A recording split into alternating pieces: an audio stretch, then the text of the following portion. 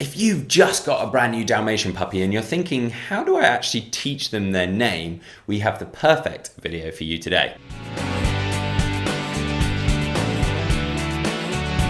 Welcome back to the Fenrir Dalmatian Show. My name's Joe and I'm a certified canine leader here at FenrirCanineLeaders.com. We are dedicated to helping you learn everything you could possibly want to know about the Dalmatian and then how to become a high-level canine leader so you can raise your very own. So if you're new here, don't forget to subscribe and turn on that notification bell so you never miss a future upload. Teaching your Dalmatian their name might seem like a really simple task, but how do you actually go about doing that? Well, today we're going to be tuning into a webinar that the canine behaviorist and founder of FenrirCanineLeaders.com, Will, has recorded all about how you teach your puppy their name. So welcome back to another quickfire breakdown of a very common question that you will get from new puppy owners. Whether you're interested in working as a dog trainer, even canine behaviour work gets this question quite commonly, or even if you're just watching this because you're trying to get yourself to become a high level canine leader and you want to kind of understand more of the theory around this thing. So most people get dead excited about getting their new puppy and they have the name planned out long before the puppy comes home,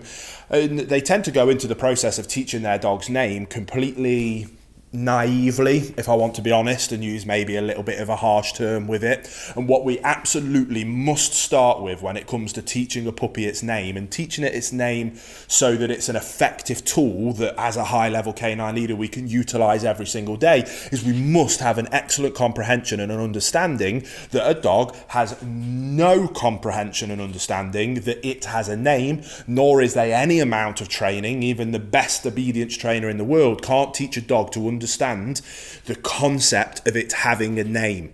What we need to understand is that a name to a dog is nothing more than an additional command. Again, I think one of the reasons so many people struggle with their dogs right now is because of anthropomorphization, which, if you didn't know what that term means, it means basically attributing human-like behaviors or emotions to an animal. Too many people are treating their dogs like children and babies, and they baby them and they utilize their name in that kind of fashion. And we need to remember that when we talk, we have language and communication. Not only are we speaking a foreign language to a dog, at least when you hear someone speaking a foreign language, you get the concept, oh, they're communicating just in a language I don't understand. A dog has zero comprehension that that's even a form or methodology of communication. And what we need to do is assign that, which is basically just noise coming out of our mouths, because they have no comprehension that that is words and that those words represent meaning in any kind of form. But we need to make them understand that this noise that is coming out of them, out of our mouths, that we have assigned as their name, is nothing more than an additional obedience command. So when the owners that you're working with kind of have that light bulb moment, first of all, it's an excellent opportunity to start going down that process of more effective communication with our dogs, and how people can build those better relationships when they understand that if we understand them as dogs and treat them as dogs, that actually that allows us to build the better relationship than if we babied them and treated them like children and babies. So it's a really fun, engaging conversation that you can have with new owners to be able to start them down that path of kind of understanding that thing that's probably more of a macro issue, but we can help them understand the macro theory and issue using this micro issue or thing of teaching a dog its name. So what we then do is we go through explaining, okay, awesome, you understand that concept now, that macro overarching theory that a dog will never know it has a name, and that it's simply assigning this noise that comes out of our mouth to a very basic and simple obedience trick. Just how we would teach a dog that the term sit means I want you to pop the behavior of your bum going on the floor is assigned to this word. I've marked this noise coming out of my mouth is assigned with that behavior, and if you do that from me, something good is going to happen. That's obviously a very positive reinforcement based approach to it. When it comes to teaching a dog its name, we want to take a very positive based approach to teaching a dog its name, but if we now know it's nothing more than an obedience kind of trick or command, what do we want it to be? Well, the way that I teach all of the clients and people that I work with is that the dog's name simply means stop what you're doing, look up to me for guidance and direction, because another command is about to come your way that I need you to listen to. So again, when you think ahead of maybe you've had dogs in the past, but when is it that you actually use a dog's name? Well, there's usually one of two things. First of all, you're speaking to another human and you want to let them know that you're referring to this in particular dog. So we might use that dog's name. That's irrelevant to our relationship with the dog and the way that we work with our dog. That's absolutely fine. We will remove that from the table. Next thing, it is always some kind of, I'm not going to use my dog's name because he's fast asleep on the sofa there. We've been out working him all morning, but let's use Dave the dog. It'll be some kind of form of Dave, stop. Dave, come here. Dave, sit. Dave, no. Dave, down.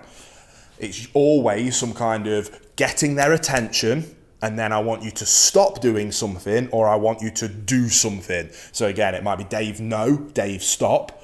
Or it might be Dave, come. Dave, heel. Dave, sit. Dave, stay.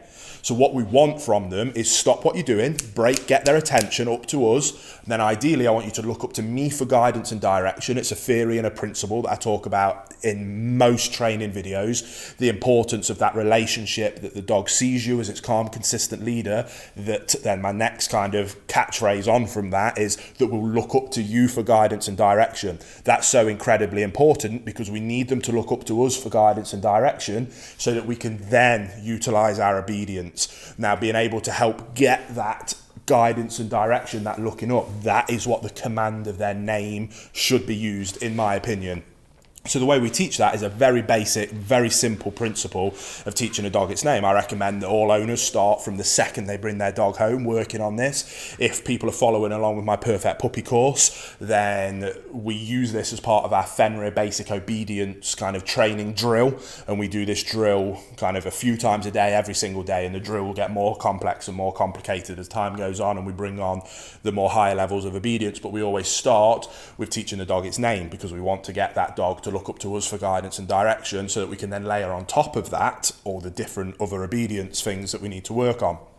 So again, it's in that Perfect Puppy course, but a very quick overview of that is we get a little piece of food and we do a very basic lure, mark, reinforce, like you would do for pretty much all obedience work. So we're going to get the dog's attention with the food, following their nose. We bring that food up to our face. We don't want to cover up our eyes because we always want that, it's that eye contact that we're looking for. Naturally, the dog's going to follow the food. As we bring it up to the face, the dog's going to look up because they're following the food. As we get that behavior of them looking up, we mark it with their name. Again, it's nothing more than a command, but with name. So if eyes come up, as the dog follows, Dave, yes, good. Then they get access to the food. And we drill that and we drill it like you would with teaching sit, like you would with teaching down, like you would with teaching heel. We put the repetitions in, we work and we work and we work. Now, obviously, at these early stages, yes, the dog is following the lure of the food because they're interested in it. So then over time, we're not going to bring it right up to our eyes. We're going to bring it a little bit lower. And that's where a little bit of finesse comes into this, a little bit of patience. Bringing it up, the dog's going to be looking here, so they're going to look up, but not all the way up to our eye contact. We're going to bring it up, we're going to remove all the excitement, and we're going to patiently wait. And I promise you, if you put those drills in right up at the eye contact, you are going to get a little glance from the puppy. They're staring at the food here, they're staring, they get a little bit confused, followed by looking up. And that's the gem moment. When we get that look up into your eyes, we mark it and then we heavily reinforce it with praise, food. Oh, who's a good boy? Yes, Dave. Who's a good Dave? Yes. Lots of praise. Let them know, I love what you just did. Then we repeat that. And again, you'll very quickly get to the point where the dog's looking up. We can then start to mark the behavior just before they do it. We go through that very same principle to a point where you use that terminology, their name. Again, it's nothing more than a command. Because again, you don't have to teach sit. You could teach that with pineapple. And you could get a dog to sit with pineapple. It doesn't matter what the word is because a dog has no comprehension of language or words. It's just a noise that comes out of our mouth that we associate with a behavior. So whatever you want to name your dog is irrelevant. It doesn't matter. It could be literally anything in the world as long as we're consistent with it, and we do this as part of the training. So again, this is one of those things that it's a small micro piece to the puzzle of dog ownership and canine leadership, but we can utilize it as an excellent teaching method and opportunity to teach the more macro picture of relationship and communication with our dog and get into that higher level level of understanding and being able to treat them like a dog, to then be able to build a better relationship with them as a dog. When we do that, dogs aren't filled with anxiety and fear because they trust in you as a calm, consistent leader, which then means they don't spiral into reactive and anxious type behaviours, which is riddling the dog population of the world at the minute. So again, very simple process, but a really excellent opportunity, something that we can be extremely positive and fun about. So get out there, whether you're working with clients or working with your own dog, get out there, have some fun with it, and make the most out of what is quite an easy thing to achieve really quite big results with a micro piece of information. There you have it, guys. Some really useful information from Will there, all about how you teach your Dalmatian puppy their name. I really hope you enjoyed today's video. If so, get involved in the comments down below, as we would love to hear from you. Don't forget to subscribe and turn on that notification bell, as we have 2 dedicated videos coming out every single week. So I can't wait to see you in the next episode of the Fenrir Dalmatian Show.